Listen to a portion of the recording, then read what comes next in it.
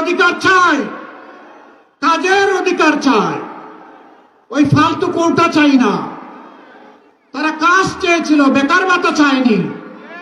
আমরা যুবকদের হাতে আল্লাহর কসম বেকার ভাতা দিতে চাই না, তাদেরকে অপমান করতে চাই না। তাদের হাতগুলোকে মজবুত করে তাদেরকে বাংলাদেশের দায়িত্ব দিতে চাই। এই দেশ তারা গড়ে দেবে।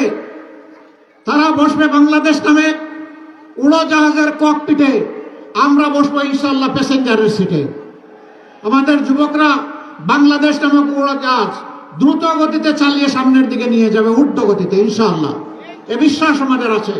লড়াই করে আমাদের হাদি জীবন দিয়েছে, লড়াই করে আবু সাইদ জীবন দিয়েছে, আধিপত্যবাদের বিরুদ্ধে প্রতিবাদ করে আবরার ফায়াদ শহীদ হয়েছে।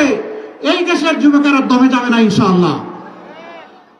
আসো তাই 12 তারিখ নতুন বাংলাদেশের পক্ষে, পরিবর্তনের বাংলাদেশের পক্ষে আমাদের প্রথম ভোটটি হোক হা ভোট। যারা এই গণভোটে হা বলবেন, আমরা বুঝবো তারা বাংলাদেশের মানুষকে, 24 শহীদদেরকে তারা স্বীকার করছেন, স্বীকৃতি দিচ্ছেন এবং সম্মান দেখাতে চান। তারা ফেসিবাদ ফিরে আসুক এটা চান না। চাঁদাবাজি দুর্নীতিতে দেশ ধ্বংস হয়ে যাক এটা চান না। ব্যাংক ডাকাতি, শেয়ার মার্কেট লুটপাট তারা চান না।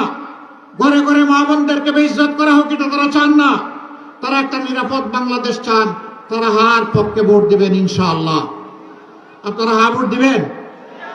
আবার একটু হাত তোলেন ভালো করে, হা ভোট দিবেন ইনশাআল্লাহ। আমরা নিজেরা দিব, আপনজনকে নিয়ে আমরা যাব, প্রতিবেশীকে সঙ্গী বানাবো, প্রিয়জনকে আমরা সামিল করব। সারা দেশবাসী মিলে হা ভোটের বিজয় ইনশাআল্লাহ আমরা ছিনিয়ে আনবো ইনশাআল্লাহ।